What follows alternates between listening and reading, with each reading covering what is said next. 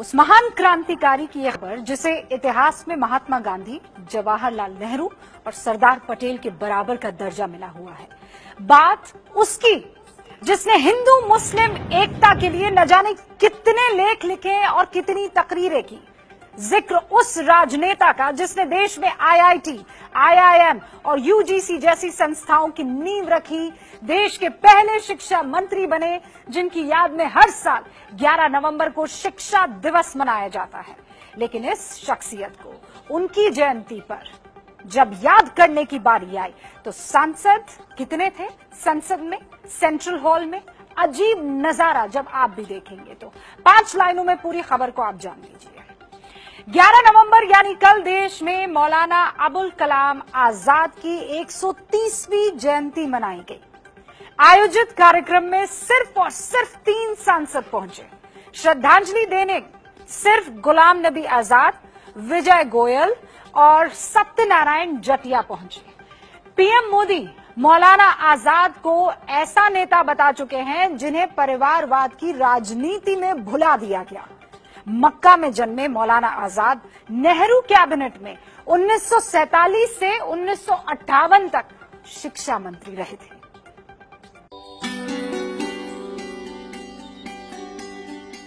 ये जो तस्वीरें आप देख रहे हैं ना, ये मौलाना आजाद की 130वीं जयंती पर संसद के सेंट्रल हॉल में किया गया कार्यक्रम है।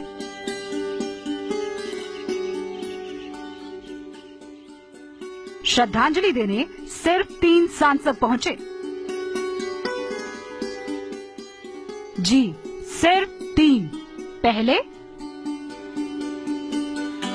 दूसरे और तीसरे। यानी जिस प्रखर राष्ट्रवादी राजनेता ने देश की आजादी में अहम भूमिका निभाई, उसे याद करने का वक्त सांसद नहीं निकाल पाए। लोकसभा और राज्यसभा को मिलाकर इस वक्त कुल 778 सांसद हैं और इन तमाम सांसदों के वेतन भत्तों और सुख सुविधाओं पर सरकारी खजाने से बीते 4 सालों में 19 अरब 97 करोड़ रुपए खर्च हुए हैं। लेकिन इन सब सुविधाओं के बाद भी सांसद मौलाना आजाद की याद में किए गए कार्यक्रम में नहीं पहुंच पाए। वो तो बहुत ही अफसोस हुआ कि 2 एमपी थे कुल, मैं और एक एमओएस पार्लियामेंट्री अफेयर्स, और तो कोई पार्लियामेंट की तरफ से था नहीं, और सत्यनारायण जी के 3 एमपी थे। किसने भुला दिया सत्ता में आकर, वो तो अंदाजा आप लगा ही सकते हैं। आज तो होना चाहिए था उनको। हर पार्टी ने मौलाना आजाद को भुला दिया। हालांकि संसदीय कार्य राज्य मंत्री सांसदों का बचाव करते दिखे। संसद का सत्र नहीं चल रहा है, इसलिए मैं समझता हूँ सांसद अपने अपने क्षेत्र में होंगे, शायद इसलिए उसमें कम होंगे। तो क्या मौलाना आजाद के जरिए कोई वोट बैंक नहीं सधता, इसीलिए उनकी कोई पूछ नहीं रही? लगता तो यही है।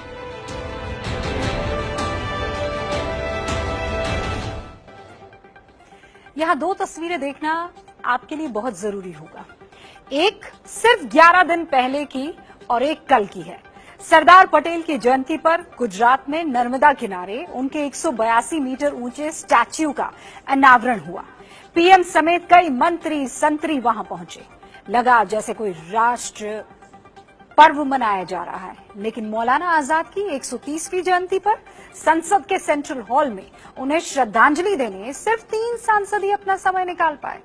कांग्रेस का तो सिर्फ एक ही सांसद था, जबकि 11 दिन पहले सरदार पटेल की जयंती पर सेंट्रल हॉल में उन्हें श्रद्धांजलि देने के लिए कांग्रेस अध्यक्ष राहुल गांधी, यूपीए अध्यक्ष सोनिया गांधी, उनके साथ कई बड़े कांग्रेसी नेता मौजूद थे। लाल कृष्ण आडवाणी भी थे वहां पर, उनके साथ भी बहुत सारे वरिष्ठ बीजेपी नेता वहां जमा हुए थे। तो क्या अब हमारे राजनेताओं की राजनीतिक हैसियत भी उनके वोट बैंक को देखकर तय होने लगी है? कांग्रेस अगर सरदार पटेल पर अपना हक जताती है तो क्यों मौलाना आजाद को भूल गई? और बीजेपी अगर सरदार पटेल को अपना कहती है तो वो मौलाना आजाद को कैसे भूल गई? ये सवाल तो है ही। तो मौलाना आजाद प्रखर राष्ट्रवादी थे। 12-13 साल की उम्र में ही पत्रिका के वो संपादक बन गए थे। 1912 में उन्होंने अल हिलाल नाम की एक पत्रिका निकालनी शुरू की थी। इससे वो अंग्रेजों की आंखों में चुभने लगे थे। उस वक्त उन्होंने हिंदू मुस्लिम एकता की बात की तो अंग्रेजों ने मैगजीन पर पाबंदी लगा दी। अबुल कलाम रुके नहीं, वो मानने वाले कहां थे। उन्होंने अल बलाग नाम से दूसरी मैगजीन की शुरुआत की। वो सांप्रदायिक सौहार्द को सबसे जरूरी मानते थे और इस दौर में जब राष्ट्रवाद और राष्ट्रद्रोह जुमलेबाजी बन गए हैं, आपको ये जरूर जानना चाहिए कि मौलाना आजाद के बारे में गांधी और नेहरू क्या कहते थे और खुद मौलाना आजाद राष्ट्रवाद को लेकर क्या सोचते थे। आप कुछ ऐसी बातें जानेंगे जो आपको नहीं पता होंगी। ये इस खबर के पीछे की खबर है और हमें इसे बताने में कोई नहीं रोक सकता है। हम इसे बताने में कतराएंगे नहीं। कोई जमात ऐसी नहीं कि जिसके दामन को खून का धब्बा न लगाओ। मैं आपसे दरख्वास्त करता हूं कि जिस दरवाजे से ये फिरका परस्ती आई है, उस दरवाजे को बंद कर दें। ये मौलाना आजाद की आवाज है।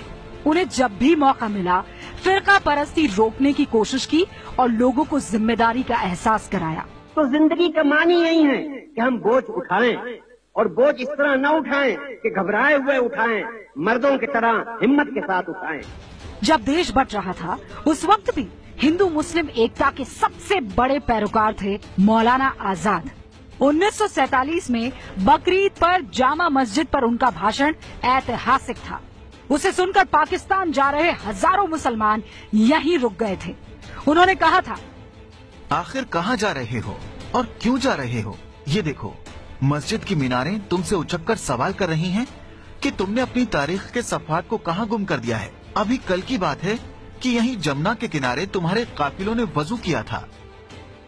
1921 में आगरा के अल हिलाल मैगजीन में मौलाना आजाद ने लिखा, मैं ये बताना चाहता हूँ कि मैंने अपना सबसे पहला लक्ष्य हिंदू मुस्लिम एकता रखा है।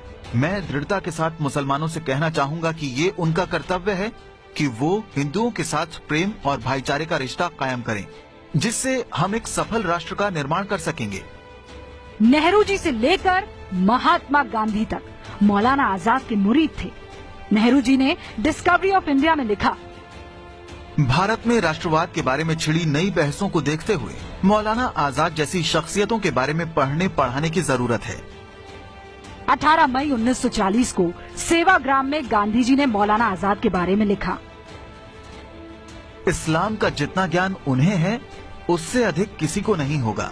उनकी जितनी दृढ़ श्रद्धा इस्लाम में है उतनी ही दृढ़ श्रद्धा राष्ट्रवादिता में भी है। लेकिन राष्ट्रवाद का यह असल ब्रांड एम्बेसडर खोखली बहस और नारेबाजी के बीच सांसदों को भी याद नहीं रहा। ये देश का दुर्भाग्य ही है।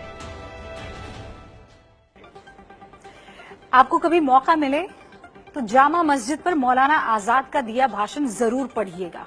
इसी भाषण में हजारों मुसलमान से उन्होंने कहा था कि आओ कसम खा लो कि ये मुल्क हमारा है, हम इसी के लिए हैं और उसकी तकदीर के बुनियादी फैसले हमारी आवाज के बगैर अधूरे ही रहेंगे। लेकिन ये भी सच है कि आज कहां किसी को मौलाना आजाद याद है, उनकी बातें याद है। वो कई साल तक कांग्रेस के अध्यक्ष रहे, लेकिन संसद में उनकी जयंती पर सिर्फ एक कांग्रेसी सांसद पहुंचा। ये देश का दुर्भाग्य है और इस खबर का मास्टर स्ट्रोक यही है कि वोट बैंक के चक्कर में मौलाना आजाद का अपमान हुआ है। ये है एबीपी न्यूज, आपको रखे आगे।